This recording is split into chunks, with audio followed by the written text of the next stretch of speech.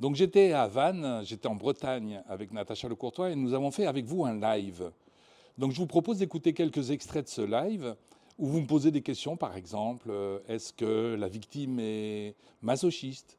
Ou encore, est-ce que le pervers narcissique emploie des techniques de l'hypnose? Donc je vous laisse écouter le live et je reviens vers vous tout de suite après pour une conclusion. À tout de suite. Parce que là, j'allais te dire, si on te pose des questions et que toi, tu y réponds pas, ça vaut le coup de faire un direct, hein. Bien sûr. Je sais pas. Pourquoi pas? Pourquoi pas? On a besoin parfois d'un tiers qui nous fasse un petit peu miroir et qui nous renvoie une question, une autre question. Bien sûr, si quelqu'un arrive à la croisée des chemins et qui te demande où aller, qu'est-ce que tu lui réponds? Qu'est-ce qui vous attire le plus? Exactement. Ben voilà. Donc tu réponds bien à une question par une autre question. Je vais commencer à te poser les questions. Oui. J'ai une question là de Maya Elka qui te demande, dans le contexte d'une perception par les enfants, que la mère aurait dû rester avec un père, donc pervers narcissique, non, un père narcissique, pardon, cachant ses comportements destructeurs. Comment répondre à ces remarques et aborder le quotidien de manière psychologiquement saine? Bien. Maria Elka. Alors souvent quand on pose cette question, je réponds par une petite histoire. À une époque, quand je rentrais du travail, j'étais fatigué et j'avais besoin d'un sas, de mon côté un petit peu autiste. Je rentrais à la maison, je me mettais dans mon fauteuil, c'était le fauteuil de papa.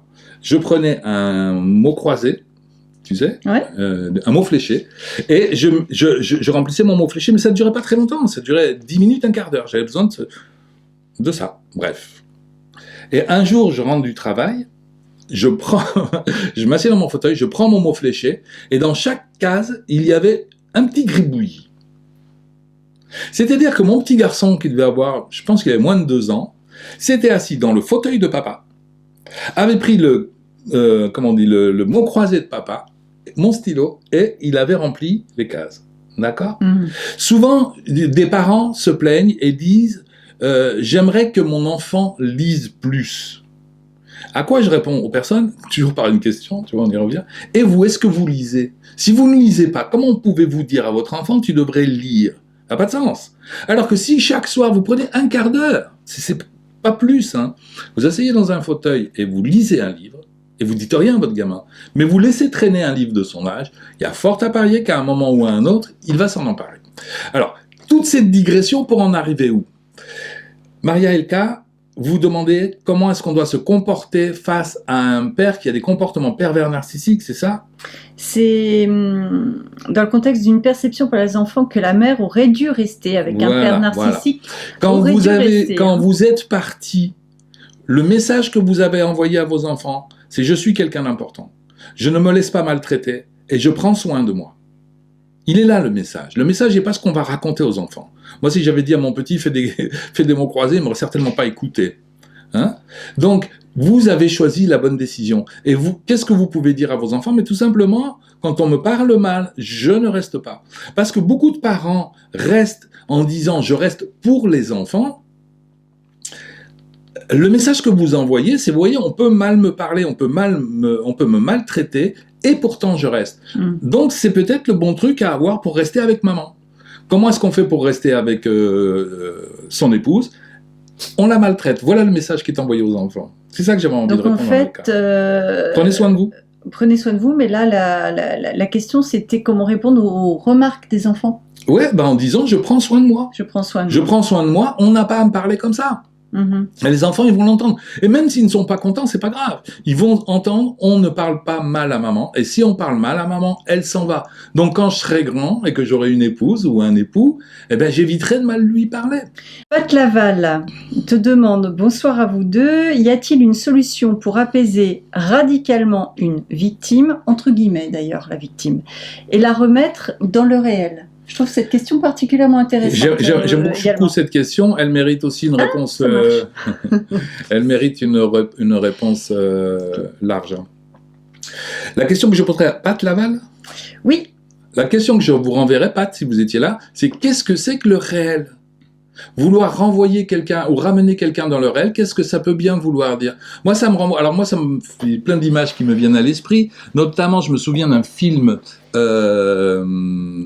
dans lequel vous aviez une jeune fille qui partait dans une secte et un monsieur était embauché pour la faire sortir de la secte et la ramener dans le réel. C'était un film australien. Bon bref, je suis peut-être le seul à l'avoir vu ce film. Donc, qui est capable de dire qu'est-ce que le réel? Comment est-ce que je peux vous dire où est le réel? Vous savez, les églises ont longtemps fait ça. Elles ont dit, ben voilà, le réel, la seule réalité qui soit, c'est Dieu. Et si vous n'y croyez pas, on vous brûle vivant en place publique. Et ils nous ramenaient vers le réel, enfin en tout cas vers leur réel. Donc ouais, c'est une question très complexe que vous posez là. Qu'est-ce que le réel pour vous? Ça c'est la première question. Comment est-ce qu'on réveille, c'était quoi le terme? Comment est-ce qu'on ramène une victime à... Apaiser radicalement et la remettre dans le réel. Comment est-ce qu'on apaise Y a-t-il radicalement? une solution pour apaiser radicalement une victime et la remettre dans le réel? Comment est-ce qu'on apaise une victime? Peut-être que ça vous est déjà arrivé quand vous étiez gamin, qu'on vous dise « je veux pas que tu fréquentes telle personne ». Vos parents vous disent « moi je veux pas que tu sois copain ou copine avec telle personne ». Et ça crée au contraire une attraction vers la personne. En tout cas, moi ça m'est arrivé. On m'a dit « tu devrais pas fréquenter une telle, elle a mauvaise réputation ». J'ai dit « tiens, je vais aller voir ce que ça veut dire ». J'étais petit. Et donc, si vous êtes avec un conjoint et qu'on vous dit « méfie-toi, ton conjoint est malsain, peut-être pervers », vous allez avoir un réflexe. Vous savez, c'est comme quand on tire à la corde, si quelqu'un tire en face, on tire de l'autre côté, dans l'autre sens. Vous allez avoir un réflexe, c'est que vous allez vous rapprocher de votre pervers. Donc, quand on veut convaincre une victime qu'elle est dans une relation malsaine, c'est souvent contre-productif. Mais ce mot contre-productif, à lui tout seul, il me fait peur. Est-ce qu'on a quoi que ce soit à produire? Par contre, moi, ce que je vous conseille, souvent, dans une relation perverse narcissique, la victime s'isole ou est isolée. À ce moment-là, le conseil que je donne, c'est envoyer un mot à la personne, un message en disant « j'ai remarqué que tu avais besoin de prendre de la distance, je vais le respecter. Mais sache que je reste à ta disposition si tu as besoin de moi. » Vous voyez? Ça, c'est très rassurant parce qu'il n'y a aucune attaque. Il n'y a aucun désir là derrière, mais vous restez présent. Parce qu'au bout de quelques années, quand la victime veut sortir de la relation, quelquefois, elle n'ose pas se tourner vers ses amis, vers sa famille, en se disant « bah ouais, ça fait des années que je leur adresse plus la parole, et maintenant que j'ai besoin d'eux, je vais aller vers eux. » Ça ne se fait pas. Hein? Eh bien, vous, régulièrement, envoyez un petit mot aussi quand même. Bah là, ça tombe bien, c'est la bonne année. Envoyez un petit mot, je te souhaite une bonne année, j'espère que tu vas bien. Pas plus. Ne cherchez pas à convaincre. Vouloir convaincre est contre-productif. Mais dites bien à la personne, quand tu auras besoin de moi, sache que ma porte te reste ouverte. À ce moment-là, vous êtes, mais comme je le disais au début sur les questions, vous êtes une porte ouverte sur un autre possible. Mais c'est la personne qui va faire la démarche de venir vers vous. C'est pas vous qui faites la démarche d'aller vers la personne parce que, tout simplement, généralement, ça ne fonctionne pas. Donc pour toi, l'apaisement, c'est déjà le fait de l'écouter, d'être là avec elle. Oui, savoir qu'il y a une présence bienveillante quelque part, bien sûr, bien sûr. Moi, quand je travaille avec des victimes de pervers narcissiques, ce sont les personnes qui viennent me voir. C'est elles qui frappent à ma porte, c'est qui me disent « Monsieur, s'il vous plaît, j'aimerais bien avoir une aide. » C'est très différent. C'est pas moi qui vais les chercher chez elles en leur disant « c'est peut-être ce qu'on fait un petit peu avec YouTube, mais la personne qui regarde la vidéo n'est pas obligée de la regarder. » Donc déjà, elle se sent concernée. Il y a déjà eu une amorce de quelque chose qui s'est faite. Alors concrètement, tu sais, il est difficile quand on sait que quelqu'un est dans une relation comme ça, sous emprise. Moi, j'ai rencontré, j'ai une maman qui est venue me voir en disant, voilà, ma fille, elle vit telle et telle situation. Donc, elle en était évidemment très malheureuse, elle me demandait comment faire. Donc, ça a été compliqué pour elle à vivre. Sûr. Je lui ai dit, surtout, restez présente, laissez... ne jugez pas, ne critiquez pas exactement ce que tu viens de dire. Parce que sinon... et même rester présent, qu'est-ce que ça veut dire, hein? Ça veut dire suffisamment présent, mais pas trop non plus. C'est votre gamin. Il est normal qu'un enfant, à un moment donné, ait envie de prendre de la distance avec son parent.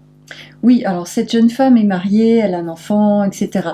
Je me demandais à ce moment-là de l'entretien avec cette maman, est-ce qu'il ne pourrait pas y avoir, par exemple, des films qu'on pourrait conseiller à la jeune femme pour juste, tu vois, faire un tiers? Parce que nos livres, les films, les médias sont des tiers. Ouais, faites confiance à la nature. Hein. L'information, elle va lui venir naturellement et elle l'apprendra ou elle ne l'apprendra pas à ce moment-là. Ouais, vous pouvez lui offrir mon livre « Les pervers narcissiques ». Oui, mais là, il y a marqué directement les pervers narcississiques. Vous pouvez lui cadeau offrir... de Noël. Oui, c'est ça. Mais à Noël, je suis désolé. Mais à Noël, les ventes les pervers narcissiques augmentent nettement. Ah oui, c'est un beau cadeau de Noël. Voilà. Ouais, c'est un cadeau de Noël que vous pouvez aussi offrir à votre belle-mère. Une autre question de Maya Elka. Je m'interroge sur le lien entre les pervers narcissiques, leur mécanisme de manipulation et une ressemblance avec l'hypnose chez leurs victimes. Avant de répondre, je vais dire bonjour à Célina, Lina, bonjour, donc Léliane, Asma, et donc il n'y a pas de questions. Alors tu peux Asma, répondre. je crois qu'elle a mis une question. Mais bon. Je ne la vois pas. Non, mais dans ton papier, sur ton papier. D'accord, alors on la verra. Donc, Maya Elka s'interroge sur le lien entre les pervers narcissiques, leur mécanisme de manipulation et une ressemblance avec l'hypnose chez leurs victimes. C'est bien vu. Je me souviens avoir dit ça dans une conférence et je m'étais fait sévèrement gronder par un hypnothérapeute qui l'avait très mal pris. Il m'a dit, monsieur, vous ne connaissez rien à l'hypnose. Ben si. Mais oui. Il y a une grande communauté de fonctionnement. Quand on veut mettre quelqu'un sous hypnose, on va le dissocier. On va lui dire pensez à votre main droite, enfin bon, je caricature. En même temps, voyez les images qui se présentent à vous, en même temps écoutez les sons. Vous voyez, il y a une forme de dissociation qui est propice à la mise sous hypnose, et puis parfois même de la confusion. On utilise de la confusion, c'est-à-dire quand la personne, on lui dit des phrases qui ne veulent pas dire grand-chose, ou qui sont très longues, où il y a énormément d'informations, qui fait qu'au bout d'un moment, le cerveau démissionne un petit peu. Oui, il y a à voir entre les mécanismes de défense pervers narcissiques et les mécanismes que nous employons dans l'hypnose, la différence étant qu'il y a de la malveillance, a priori, dans la perversion narcissique, et de la bienveillance, en tout cas je l'espère, chez les hypnothérapeutes. Donc la réponse est oui. Sauf si un hypnothérapeute est lui-même pervers narcissique, ce qui peut arriver. Ce qui peut. Alors, Zozozo, bonsoir. Et Assoul, bonsoir. Bonsoir à vous, merci d'être là. On en est très très très heureux. Asma, bien voilà. Voilà, bravo. Asma, vous vous interrogez sur le masochisme du côté de la victime. Pourrait-on associer le consentement et l'identification empathique de la victime à du masochisme, éventuellement pervers? Ouais, moi j'entends deux questions, mais c'est très intéressant. Qu'est-ce que ça veut dire masochisme? Donc le masochisme, c'est prendre plaisir à souffrir. Et effectivement, Asma a raison. On pourrait le classifier dans les perversions. Bien qu'après tout, le masochiste, il fait ce qu'il veut, et si ça lui plaît, ce serait dommage qu'il arrête. D'accord. Donc, le masochiste est en fait un sadique qui ne supporterait pas de faire du mal à quelqu'un, qui donc demande à être l'objet vers lequel on va faire du mal, et il y a retournement en son contraire de la pulsion. Pulsion sadique devient pulsion masochiste, si vous voulez.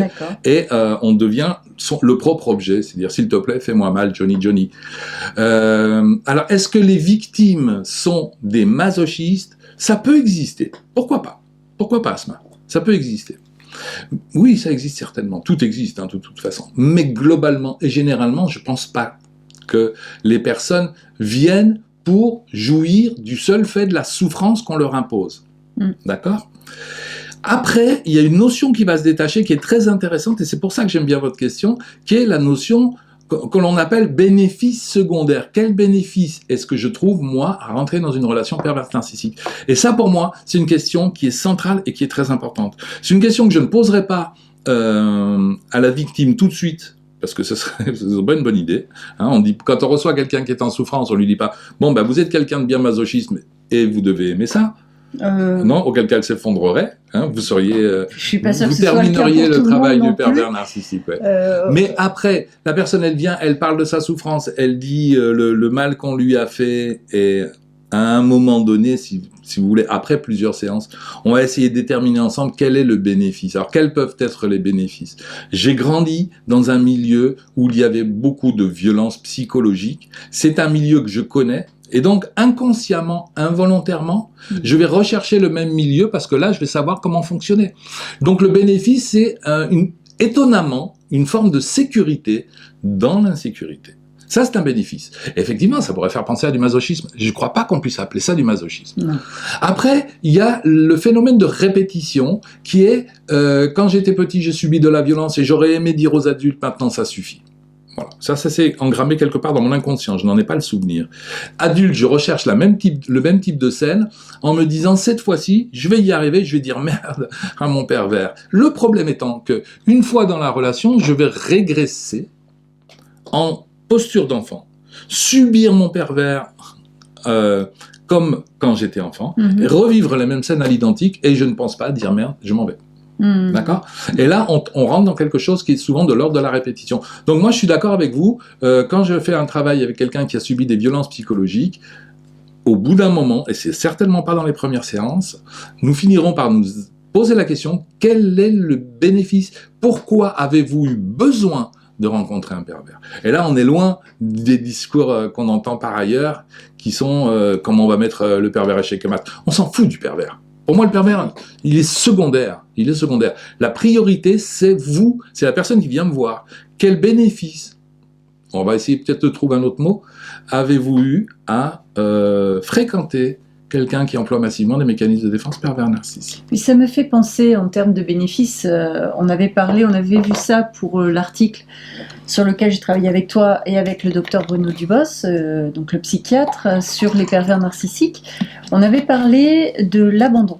Oui. Et toi, tu avais dit, finalement, le pervers ne vous abandonne jamais, puisqu'il vous fait vivre cet abandon. Et donc, vous allez peut-être éventuellement ressentir, avoir peur, comme sur les montagnes russes, mais au final, pas les montagnes russes. On aime bien quand quelque chose nous fait peur, d'y être confronté à un moment donné et savoir qu'on n'est pas en danger. D'accord. Alors c'est le cas, effectivement, tu l'as dit, des montagnes russes. Si j'ai peur du vide, je vais aller dans les montagnes russes, ou je vais regarder des films d'horreur, des films d'angoisse. D'accord. Mais en même temps, je sais très bien qu'à la fin, je suis toujours vivant. Je vais en sortir du cinéma et il s'est rien passé, quoi. Eh bien, je pense qu'effectivement, dans beaucoup de cas, la personne qui emploie massivement des mécanismes de défense pervers narcissiques a une grande angoisse d'abandon, la victime a une grande angoisse d'abandon, et on joue. Et l'autre, il va dire, puisque c'est ça, je t'aime plus, je m'en vais, c'est fini nous deux. Et il revient. Alors, donc, on s'amuse à se faire peur. On s'amuse à se faire peur. Et en plus, étonnamment, mon pervers narcissique est rassurant. Il est rassurant parce que même s'il me critique, même s'il m'envoie promener, etc., je sais qu'il reviendra toujours.